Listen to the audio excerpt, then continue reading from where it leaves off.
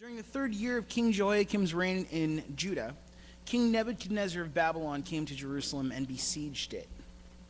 The Lord gave him victory over King Jehoiakim of Judah and permitted him to take some of the sacred objects from the temple of God. And so Nebuchadnezzar took them back to the land of Babylon and placed them in the treasure house of his God. Then the king ordered Ashpenaz, his chief of staff, to bring to the palace some of the young men of Judah's royal family and other noble families who had been brought to Babylon as captives.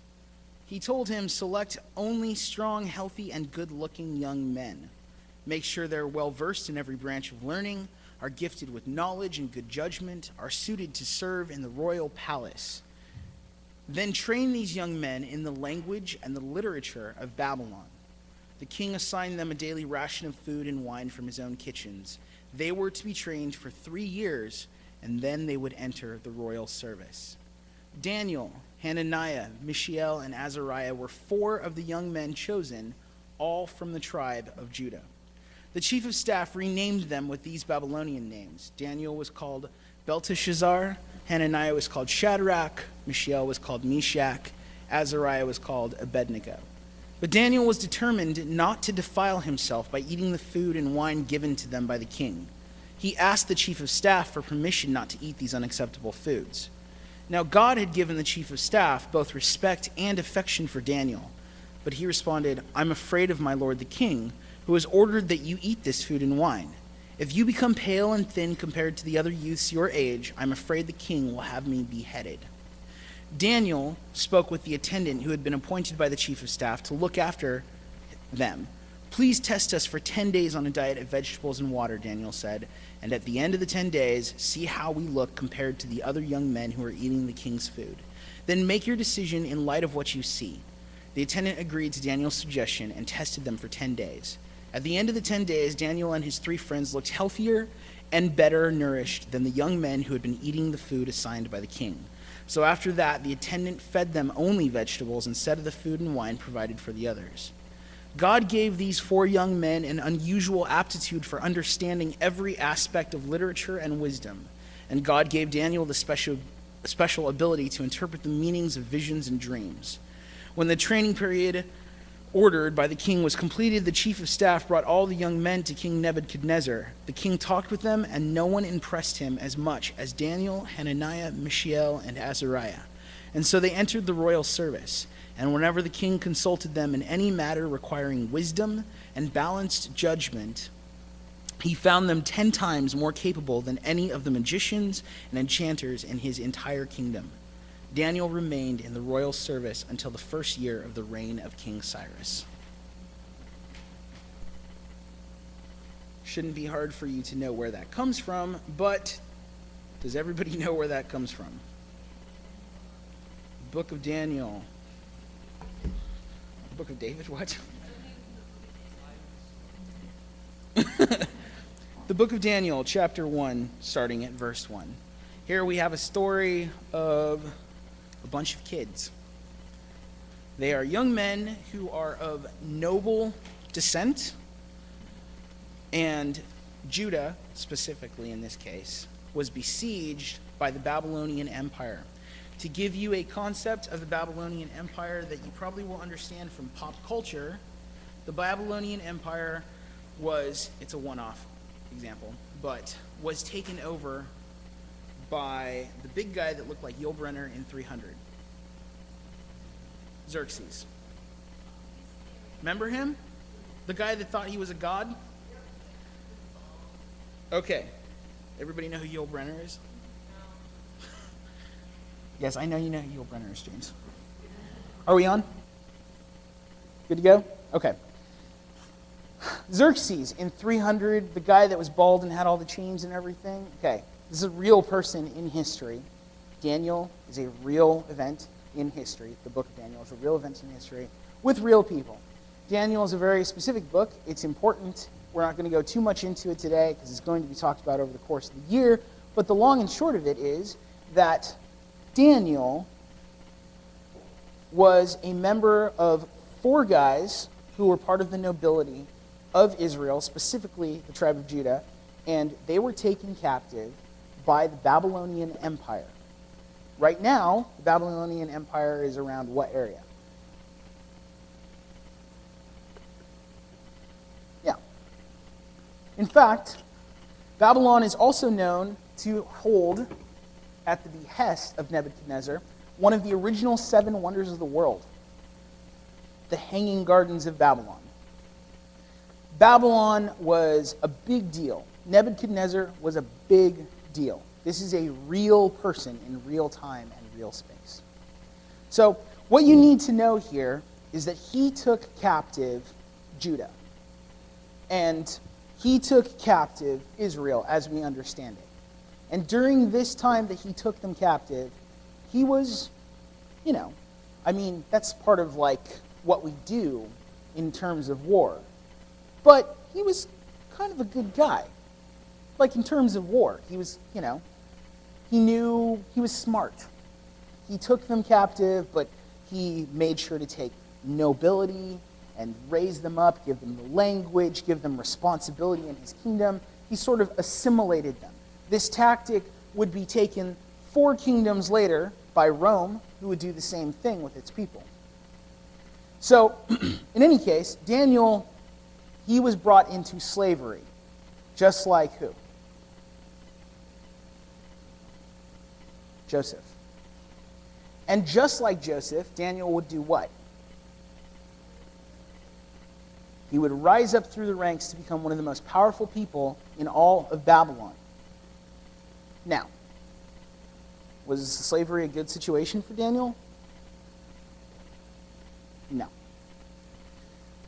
James chapter 1, verse 19 and on. Understand this, my dear brothers and sisters. You must all be quick to listen, slow to speak, slow to get angry. Human nature does not produce the righteousness that God desires. So get rid of all of the filth and evil in your lives and humbly accept the word God has planted in your hearts, for it has the power to save your souls. But don't just listen to God's word. You must do what it says. Otherwise, you are only fooling yourselves. For if you listen to the word and don't obey it, it's like glancing at your face in a mirror. You see yourself, walk away, and then forget what you look like. But if you look carefully into the perfect law that sets you free, and if you do what it says and don't forget what you heard, then God will bless you for doing it.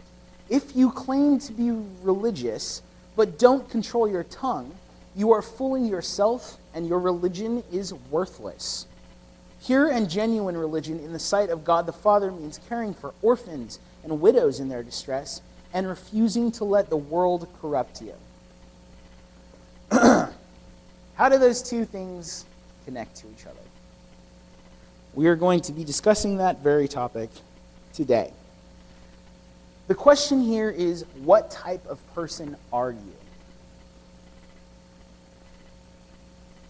What type of person are you? Are you righteous or are you right? I suppose you could just be wrong on top of it. But let's assume that we all think that we're good. What type of person are you? Are you righteous or are you right? We've been told in the past that we're supposed to remove the things that stand in our way from being righteous. Correct? We're supposed to get rid of those things and shed those things. James takes that a step further. He asks us to not only get rid of what's there, but to do something that is very, very hard to do for people that have a hard time getting rid of what's there. And that is to think ahead. What do I mean by that?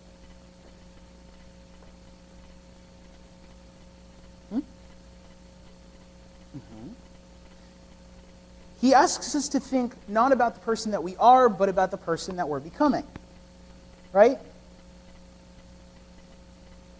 Right?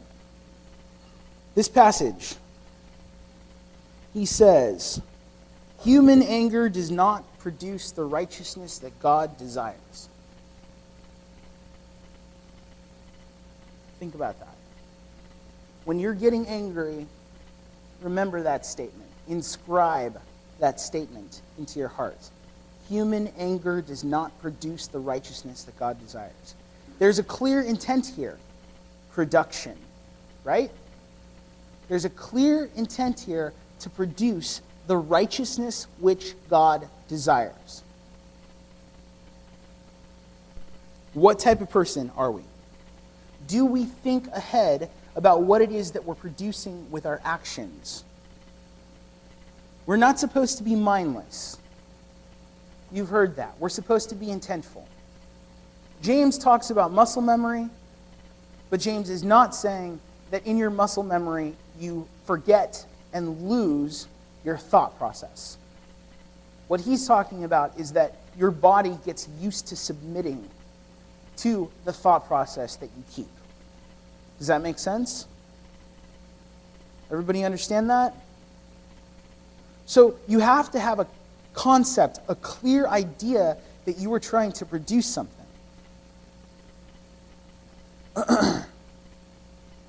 We're not supposed to be creatures of regiment. What does that mean?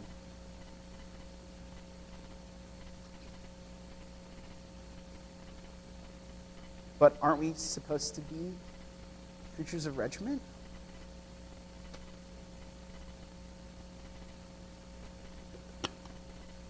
That's the hard one, right? We're not supposed to be creatures of regiment. We're not supposed to be doing the same thing over and over. But we are supposed to be reliable. So how is it that we bridge the gap between regiment and reliability? Yes, it is. It is predictable versus reliable. In fact, I have in my notes literally reliable but not predictable. What is the wording that this church uses all the time when we refer to that tension? Mechanism. Mechanism versus organicness. We are not supposed to be mechanical in our thought process, but we are supposed to be reliable. So we are supposed to, for instance, we are supposed to always speak in a way that makes the other person feel that we want them there. Okay? So one could say that we're being mechanistic, but at the point that we're being mechanistic, I said I love you. That doesn't mean that you actually love that person.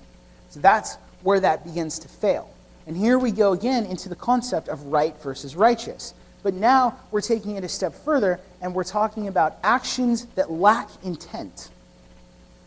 In order for our actions to be something, they have to have intent. But intent only comes with obedience. And obedience shows itself out in places where it's not comfortable to be obedient. Because it's easy for you to be obedient when everything's good, right? It's easy for you to show up to church when you've gotten a full night's rest, right? And you don't have anything going on, like Super Bowl Sunday. It's easy for you to pay your tithe when you have a surplus of money, right? Because, hey, it's not really going to affect you to take 10% off the top. It's easy for you to speak gently and kindly to the other person when you are infatuated with them.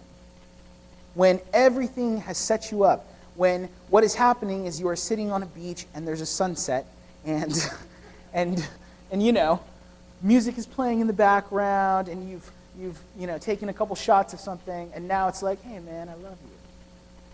That's easy for you.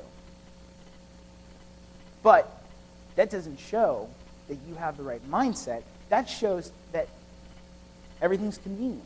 You can just sort of fall into acting that way.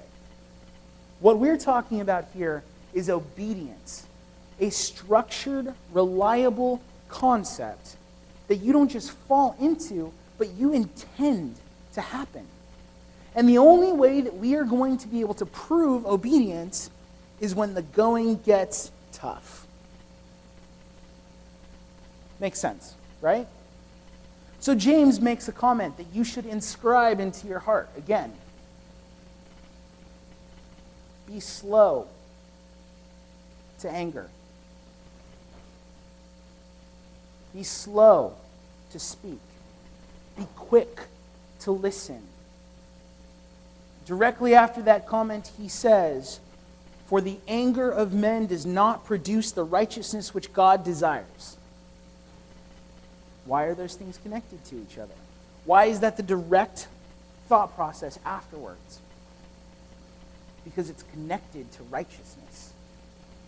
How we listen to each other, how we talk to each other, how we move in the space between each other is connected to righteousness.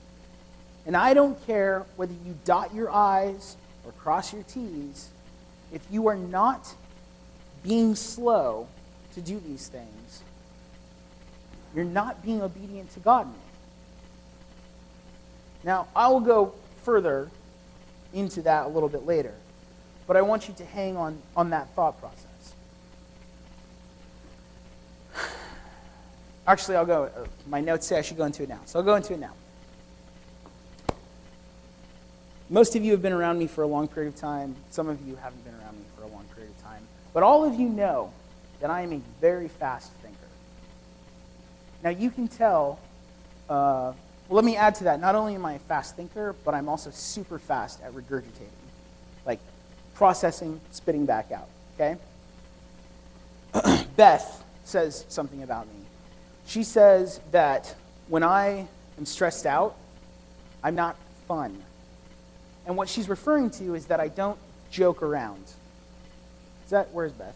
Is she in Sanctuary? No, she's not. But Beth says something about that about me. What? Oh, there she is. That when I'm stressed out, I don't joke around. So, and it's different because I'm not laid back like I normally appear to be, okay? But do I still interact with people? Yes. Do I still process what they're saying and respond to them? Yes. But do I do it correctly? It's very hard. It's very hard. And you know that I'm getting stressed out because what happens in my interaction? It becomes rapid fire. It becomes, you start to say something to me and it's like, boom. All of a sudden, Heidi's nodding her head. We spent a lot of time working with each other, and I'm getting stressed out, and before she can finish saying something, I have already responded to her. Because my brain works very fast, faster than most people's. And I have already devised 10 steps ahead of what the person is going to say to me. And so I'm going to cut them off because I'm not interested in having that relationship. I'm interested in dotting my I's and crossing my T's.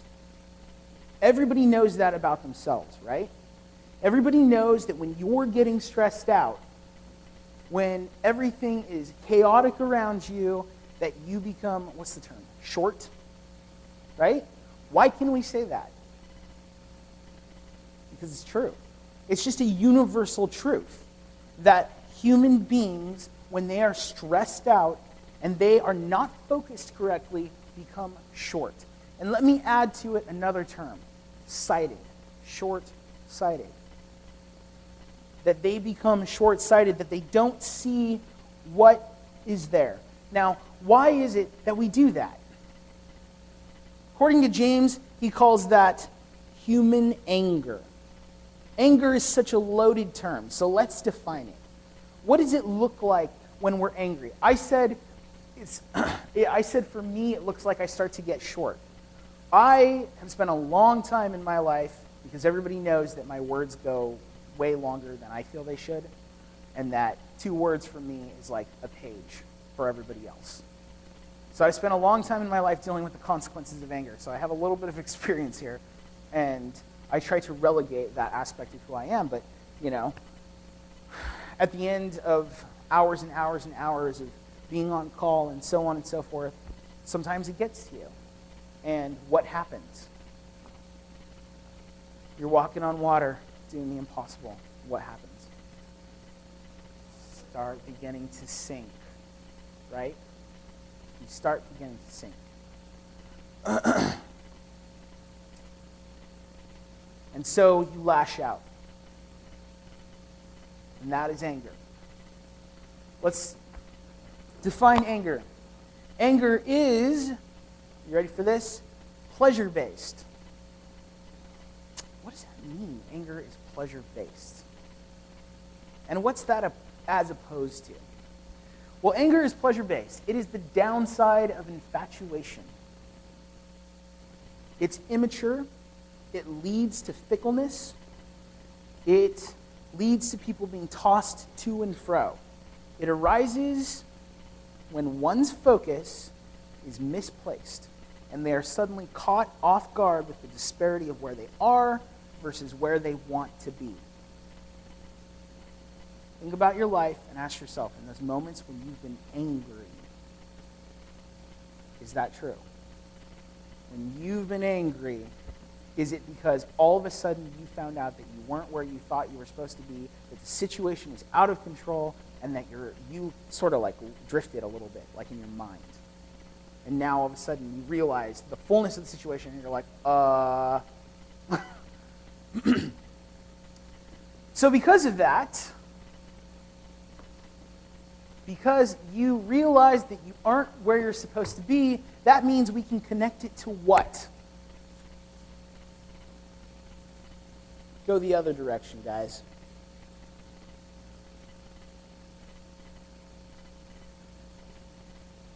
There's a, what?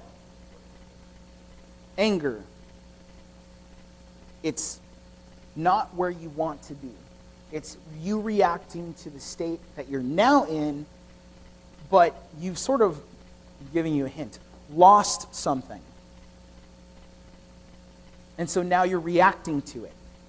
What then can we connect anger to? Loss. And we know that anger is, in fact, a stage of loss. Right? People tend to get angry after they lose something, either in their life, with a traumatic event, or even a physical object. It's like, no, my keys can't be gone. And then you're like, my keys are gone. And then you're like, after that, what are you like? You're like, well, maybe I can borrow someone else's keys. And then after that, you're like, man, I just lose everything. And then finally you're like, I should just get some new keys.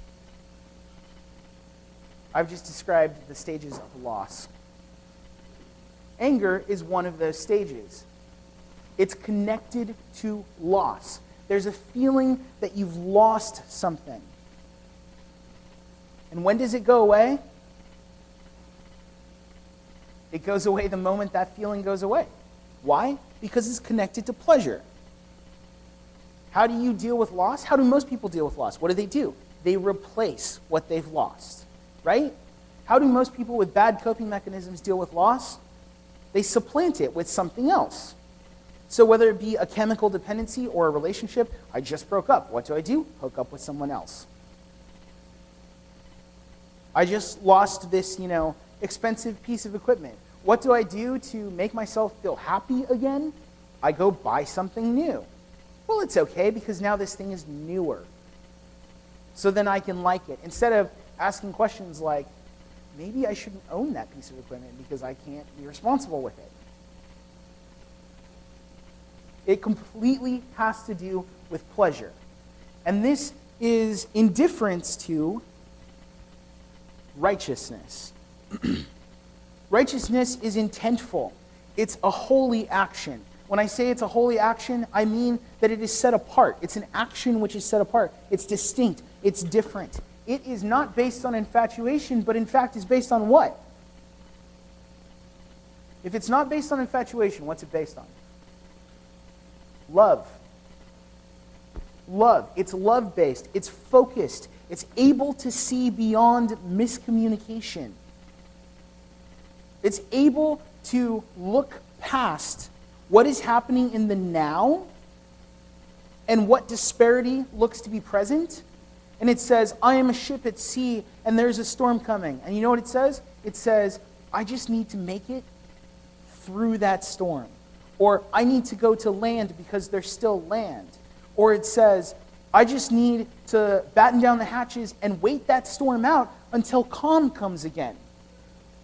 Anger says, My situation sucks. I can't believe this is happening to me. This storm is approaching. My life is over. That's pretty dumb. It's not righteous. Righteousness does not assume loss, does it? Righteousness assumes hope. Does everybody understand that? It assumes that salvation is coming. It acts with urgency, but that urgency is calm, as opposed to paranoid. It's like, and yes, this is in my notes, it's like Liam Neeson in Taken, where now he has experienced a loss. But has he? Like the moment his daughter is taken from him, what's his response? It is a reality to him that his daughter is coming back. The only thing that is not a reality, the only thing that is up for grabs, is whether these criminals are going to be killed in the process. He has not experienced loss. He doesn't assume it, because he has certain things that he is prepared for. And like Liam Neeson, we as elders intend to prepare you with certain skills that will be useful in these times. You will have a particular set of skills that will keep you in control when everything is not in control. Righteousness is doing, it is not saying. It is a very interesting thing that this passage puts these things together. It starts off by talking about, about being slow to speak. And then it talks about doing God's word and not just understanding it or reading it. And then it says that if you don't get that, it's like you forget yourself. What did I say earlier about what? That's exactly the verse. What did I say earlier about what this sense of loss and human anger produces? It produces a fickleness, a sort of bipolar disorder, where literally you become one person during this time and another person this time, depending upon the situation that you're in.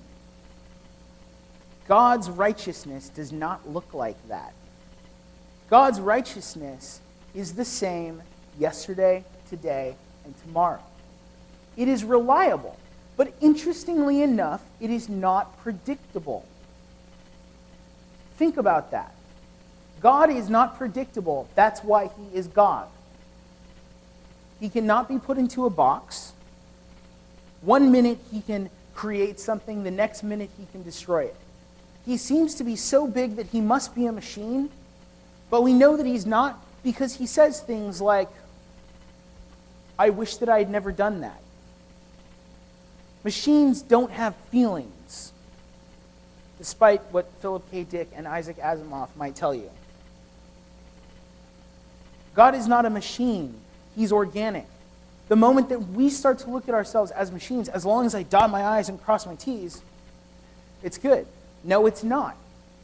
You must obey, and obedience is not the same thing as doing. Do you understand that concept? Just because you fall in the grooves that are present does not mean that you're obeying, because obeying is a mindset. In other words, think of it this way. You tell your child to go get you a glass of water. Your child goes to get you a glass of water, and in that process, they fall and they scrape their knee and they break the glass of water that they got for you. Therefore, they did not get you a glass of water. Were they obedient? Yes. Because it does not require perfection to be obedient. It requires intent. You with me? Do as opposed to obey. We are supposed to follow God's word. We are supposed to obey it. And that looks a certain way. And you could say that doing is the same thing, but it's not. Doing is just falling into the grooves, as long as we keep a slow talking, as long as when everything is bothering us, we're calm, then we are being righteous.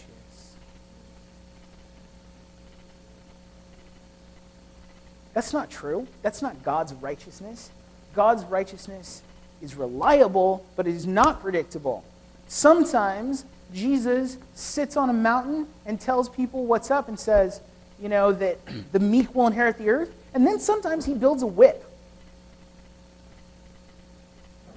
If you knew God, you would know that he's capable of both actions. And you wouldn't see it as a contradiction. But if you think of God as a machine, that he's just following these steps, and this is what God must act like, then you don't know God. People who get angry about it, they're fad people. They're gossip people. Gossip mongers, I think is the term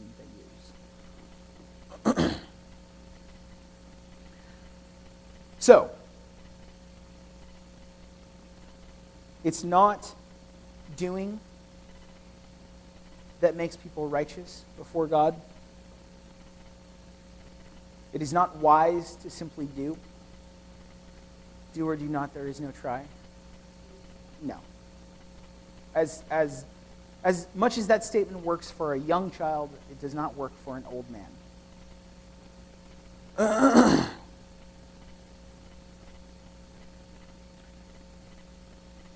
We need to be not merely talking about following through. There's a reason why James says that true religion is what?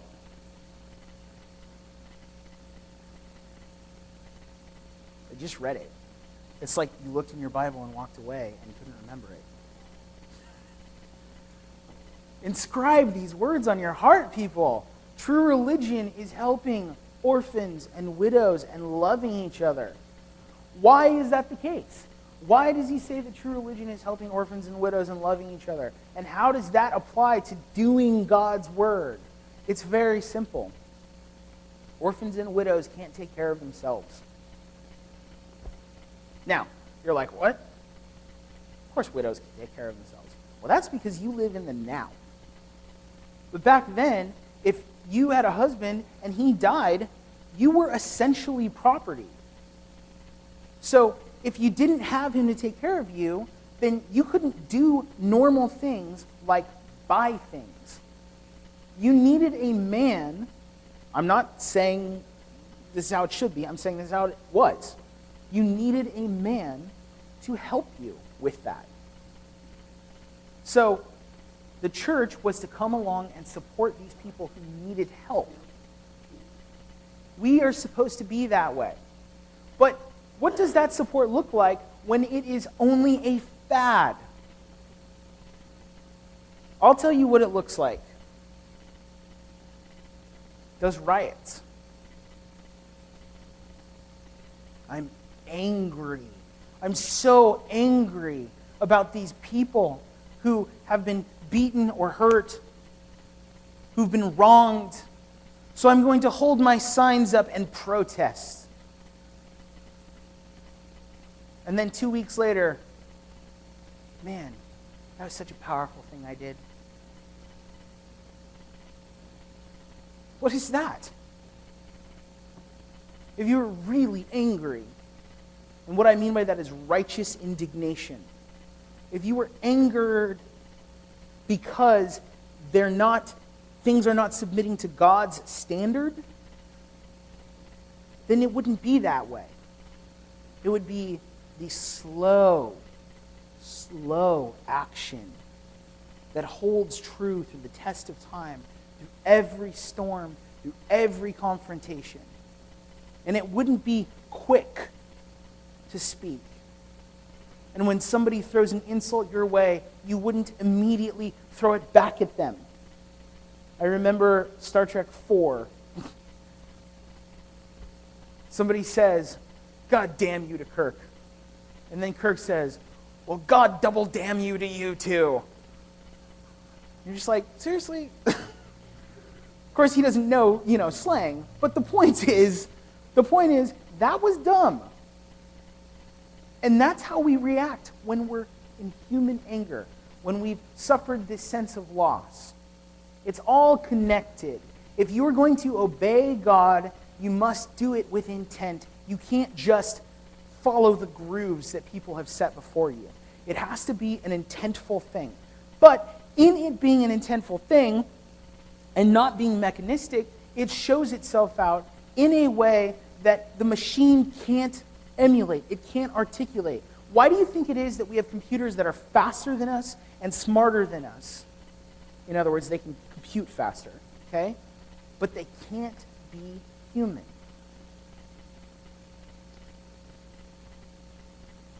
Why?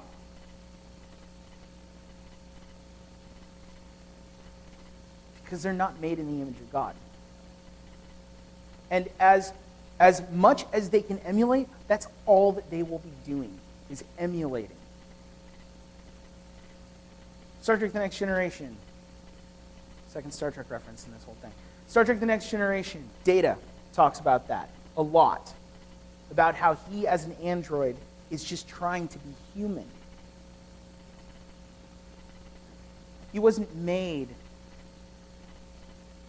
to be that. He wasn't made in the image of his creator. He was made to look like his creator. If you want to be like God, guess what? You can be, because you are made in the image of God. You are supposed to be. But you can't do that when you look in the mirror and say, this is who I am. I am holy. I'm set apart. I am obedient to the structure which God presents, because I am a part of God's kingdom. I'm a representative. Then you turn away and you forget. You can't do that. For those of you who know, just want to throw out there that helping widows and orphans, it's not an event. Right? Because it takes a lot of work to take somebody on, right? And you can't get tickled over Christmas break and say to yourself, man, I really want to help those widows and orphans, and then, go visit an orphanage.